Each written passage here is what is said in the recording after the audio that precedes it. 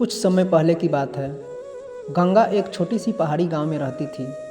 गांव के पास बहती नदी को लोग पवित्र मानते थे, लेकिन उसके पास जाना माना था। कहते हैं रात के समय वहाँ किसी के रोने की आवाज़ आती थी। गंगा बचपन से ही जिज्ञासी थी और इस रहस्य को सुलझाना चाहती थी। एक दिन गंगा अपनी सहेली मीनू के साथ नदी किनारे गई। वहाँ उन्हें एक पुरानी चूड़ी मिली जो गांव की बूढ़ी दादी के पास भी थी। मीनू डर गई और वापस भाग गई, लेकिन गंगा रुकी रही। जैसे ही गंगा ने चूड़ी उठाई, उसे लगा कि किसी ने उसका हाथ पकड़ लिया हो। वह चौंक कर पीछे हटी, लेकिन वहाँ कोई नहीं था। गंगा ने उस चूड़ी को लेकर दादी के पास पहुँची। दादी ने चूड़ी देखते ही कहा, यह तो मेरी बहन की है जो सालों पहले नदी में समा गई थी। गंगा ने पूछा, लेकिन ये चूड़ी वहाँ कैसे पहुँची? दादी की आंखों में आंसू थे, लेकिन उन्होंने कुछ नहीं कहा। फिर गंगा ने तय किया कि वह इस रहस्य को जानकर रहेगी। उसी रात वह चुपके से नदी किनारे पहुंची। वहां सच में किसी के रोने की आवाज़ आ रही थी। अचानक पानी में हलचल हुई और एक परछाई उभर आई। वह परछाई दादी की बहन की थी। उसने गंगा को देखा और कहा, तुमने मुझे मुक्त कर दिया गंगा, अब मैं चैन से जा सकती हूँ। सुबह होते ही गंगा ने गांव वालों को सब कुछ बताया। दादी की बहन का आत्मा नदी में इसीलिए भटक रही थी क्योंकि उसकी चूड़ी नदी में गिर गई थी। गंगा की हिम्मत और जिज्ञासु ने सालों पुराना रहस्य खोल दिया था। अब नदी के पास कोई डरता नहीं था, बल्कि वहाँ पूजा करने जाने लगे। फिर उसके बाद नदी के रहस्य से पर्दा उठने के बाद गांव में एक नई उमंग जाग उठी। अब गांव वाले बिना डर के नदी के किनारे जाते थे और पूजा पाठ करते थे। गंगा गांव में एक नायक की तरह देखी जाने लगी थी। बूढ़ी दादी ने गंगा को ढेर सारा आशीर्वाद दिया और कहा, तुमने जो किया वो कोई और नहीं कर सकता था। लेकिन कहानी यहीं ख़त्म नहीं होती।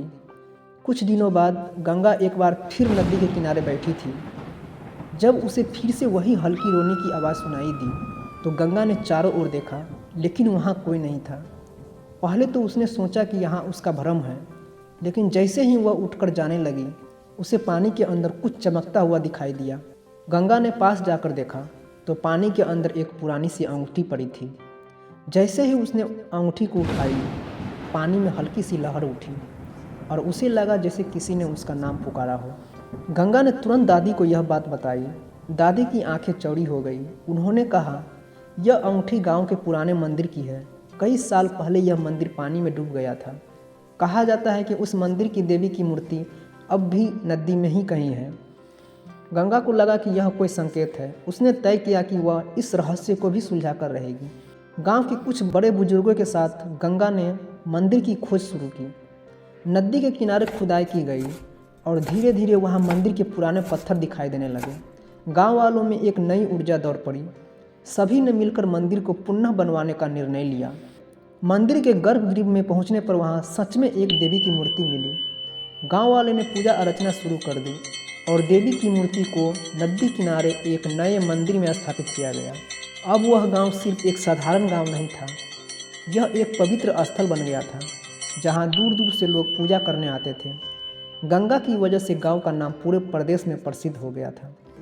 तो दोस्तों, इस कहानी से यह सीख मिलती है कि रहस्य और चुनौती जीवन का हिस्सा है, लेकिन जब हम अपने डर से ऊपर उठकर सच की खोज करते हैं तो न सिर्फ हम बल्कि पूरी दुनिया बदल सकती है।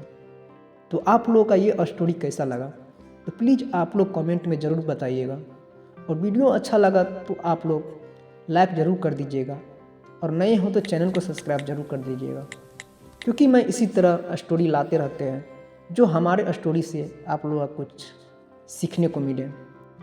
तो फिर मिलते हैं एक नेक्स्ट स्टोरी के साथ। तब तक के लिए आप सभी को धन्यवाद।